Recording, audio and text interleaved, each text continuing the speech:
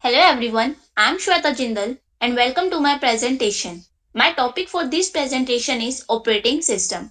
Here I'm going to tell you about what is an operating system, what are its key functions, history of operating systems, what are the popular types of operating systems and some of the examples of operating system. So, what is an operating system? As we all know that hardware and the software are the two components of computer. So computer system is equal to hardware plus software. Now what is the software? Software is a set of instructions, programs, data used to operate computer and execute specific tasks. So software is the combination of application software and the system software. So system software includes operating software. So what is an operating software? Operating software is a system software, or we can say it is a set of programs that is designed to provide an interface between the users and the hardware of a computer system. And we can say, for example, I'm giving you a simple example. As we all are using mobile phones, some of us are using Android phones and some of are using iPhones. So those who are using iPhones, there is operating system that is iOS in the iPhones. So what is it? It is an operating system. Without iOS, we cannot operate the iPhone. So we can say operating system is the backbone of a computer system because operating system manages and controls the various resources of a computer system to ensure the effective and efficient resource utilization. So we can say operating system, the goals of the operating system: execute user programs and make solving user program problems easier, make the computer system convenient to use the computer hardware in an efficient manner. So this is about the operating system. Now I would like to jump on the structure of computer system. Accessing the computer resources is divided into layers. First of all, there is a user, then the applications, then the operating system, and at last there is a hardware. So operating system acts as the interface between the user as well as the computer system. Operating system is the master control program of a computer system. This master control program coordinates and runs the other program. So this is the structure of the computer system. Now I would like to tell you about the functions of operating system. Some of the key functions of operating system. These are the process management, memory management, file management, security, input output management, service management. So, first one is process management. So, what is process management? First of all, I would like to explain you what is process. Process is a program in execution. We can say everything is in execution. We can say it is in process. We generally say it is in process. So, a process needs certain resources, including CPU, time, memory, files, and input output devices to accomplish its task. But what is the role of operating system? Operating system manages and control all the programs initiated by the users as well as computer system programs. If multiple users are working simultaneously, then the operating system decides which process should get the processor. So we can say operating system facilitates the communication among the various processes and helps in managing the various process of the computer system. Next one is memory management. What is memory? There is a storage. We can store the data in the computer system. So memory is the large area of words or bits, each with its own address. So memory management, what does the role of the operating system in memory management? So operating system manages and controls the allocation and deallocation of memory to the process initiated by users as well as the computer system processes. So we can say it helps in management of the memory, as there is as we can say that CPU has a three components: ALU, arithmetic logic unit, um, storage unit, and storage unit, as well as sorry, as well as ALU, storage unit, as the main memory, that is the RAM, random access memory. So and the control unit. So main memory is a volatile storage device, that is the RAM. What does volatile means? When the computer made turns off, everything stored in RAM will be erased. So we can say that the operating system helps in managing the memory of the computer system. Next one is file management. What is a file? A file is a collection of related information defined by its creator. File system provides a convention for the encoding, storage, and management of data on a storage device such as a hard disk. So we can say that the operating system is responsible for the following activities in the connection with file management. So first of all is file creation and deletion. If I want to create a file or I want to delete something in that file or I want to delete the whole file, I can do with the help of operating system. Directory creation and the deletion, support of primitives for manipulating files and directories, mapping files onto secondary storage, file backing on backup on stable or we can say non-volatile storage media. Non-volatile means if we store something in our computer system, even if the computer system goes on shutdown, the information will still be saved in your computer system. So it will also helps in backing up the files of non-volatile storage media. This is how operating system helps in management of files. Next one is Next one is security and protection. Now, security and protection. Security operating system manages and secures the data stored in a computer system. As we know that the operating system used password protections to protect the user data and similar other techniques. So it prevents unauthorized access to the programs and users data by assigning access rights permission to files and directories.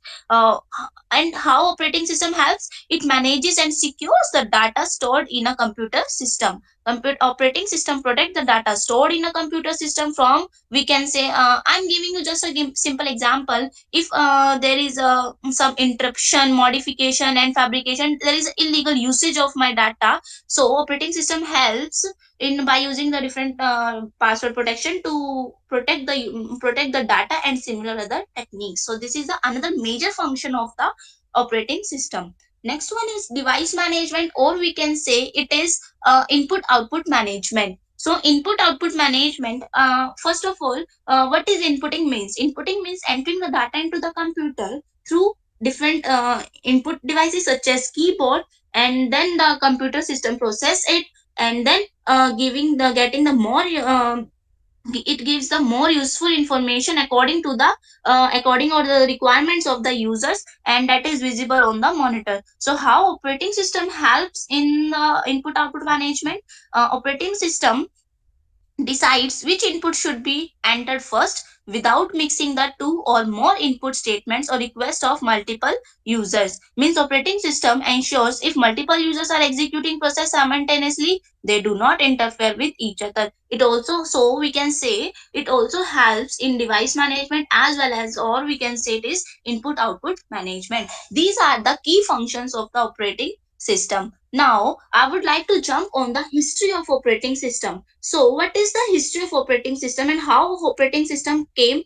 First of all, if I would tell you about the first generation that came in 1940s to early 1950s, there was no operating system.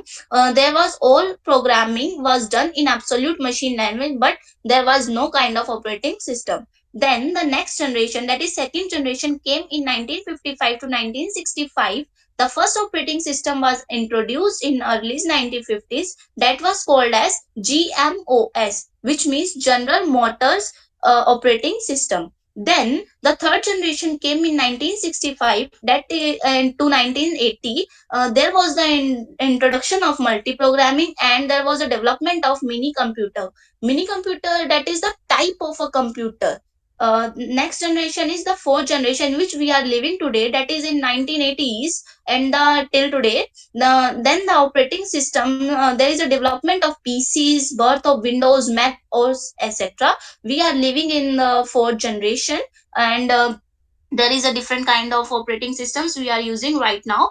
So we are living in the fourth generation of the operating system. So this is all about the history of operating system. Now I would like to jump. on the types of operating system. So there are different types of operating systems such as batch operating system, multi-programming operating system, time-sharing operating system, multi-processing operating system, distributed operating system, network, real-time and embedded operating system. First of all is batch operating system. So what is batch operating system? We can say that batch processing operating system runs the job in batches without human intervention. These operating systems are designed and optimized for executing similar jobs in batches without human interaction. We can say, like to speed up the processing. ठीक है? To speed up the processing, jobs with similar needs or similar kinds are grouped together to form batches. For example, each batches includes similar jobs. If same jobs are required to be executed again and again, then they are grouped into the batches. So we can say that in the batch operating system, the system runs the job in the case of batches without human interventions. So this is the batch operating system. Next is multi-programming operating system. So multi-programming operating system, this operating system reduce the CPU idle time. How? By facilitating the interleaved execution of multiple programs. I can say that this type of operating system is used to execute more than one job simultaneously by the single processor. Okay. For example, if I want to perform the different kind of jobs at the same time, I can use the multi-programming operating system. Next one is time share operating system. So what is time share operating system? In time share operating system, each task is given some time to execute so that all the tasks work smoothly. This system also known as multitasking. We can perform the different tasks at one time. So the task can be performed for a single user or the different users also. The time that each task get to execute is called quantum. So after this time interval is over, or an operating system switches over to the next task. So or for example, if a time sharing operating system combines the features of multiple operating system and a special CPU scheduling algorithm that allocates CPU to each process one by one in the circular manner for a short period of time. In such case, one by one task can be performed in the time sharing operating system. Now, next one is multiprocessor operating system. So what is multiprocessor operating system? In multiprocessing operating system, it can handle more than one CPU, or we can say more processor. CPU is also a processor. So multiple processors execute multiple processes simultaneously in a coordinated manner. Multiprocessor operating system is also known as parallel operating system or tightly coupled operating system. Next one is distributed operating system. So, in this kind of operating system, various autonomous interconnected computer communicates with each other using a shared communication network. For example, if independent system process their own memory units and CPU, these are preferred as to loosely coupled systems. For example, locus. Okay, work stations, and computer nodes. These are the computer communication networks in the distributed operating system. Next one is network operating system. So network operating system, this system runs on a server and provide the capability to manage data, users, groups, security, other kinds of apps or applications, and the other networking functions. And we can say it is also known as tightly coupled system. So this is the network. It is in the networking case, like the client to client, something like that, attached to each others. Okay, so it is known as tightly coupled systems. Next one is real time operating system. So what is real time operating system? Real time operating system is that which supports and execute the processes that have fixed deadlines. There is a fixed deadlines, fixed time that the operating system should be completed within the specified time or the deadlines. It is of two types.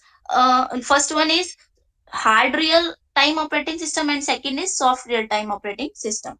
Next one is embedded operating system. So embedded operating system is that is built into the circuitry of an electronic device. For example, embedded means the combination of two things. For example, in general, I'm giving an example like if there is a online plus the offline classes. For example, sir teach us in the offline classes with the help of projectors, that is online. So it is the embedded form of the two things, online plus offline. So in such case, in also in the computer operating system, embedded operating systems is other specialized operating systems that are used in embedded computer systems. Embedded computer systems are those computer systems that are a part of a machine. Okay, so for example, operating systems are now found in automobiles, barcode scanners, ATM machines. ATM machines are the most important example of the embedded operating system. Now I would like to tell you the popular types of operating system. For example, Windows, Unix, and Linux, Chrome operating system, and if in mobile phones, Android, iOS, Windows Phone, and Mac OS and versus server. These are the popular types of operating system. For example, in laptops, we are using Windows 10 today these days. So Microsoft Windows, and in other in macbooks, there is iOS and the macdos. These are the uh, types of operating system. Thank you so much. Thank you, sir.